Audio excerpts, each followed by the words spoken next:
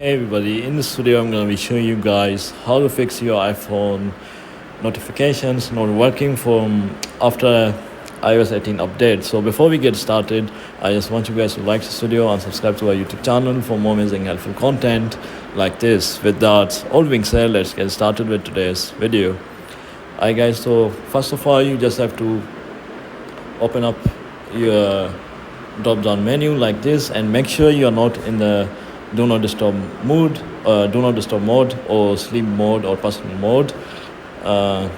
After you have made sure that you are not in any mode, then you just have to restart your phone if you haven't tried it already.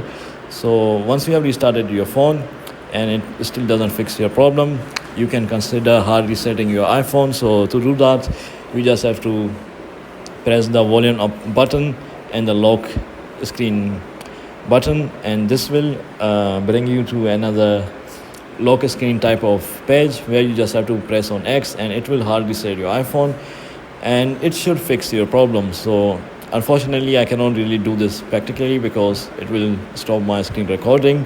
So yeah guys, this is how you fix it. If you found this video will be helpful, then thanks for watching and I'll see you in the next video very soon. Peace.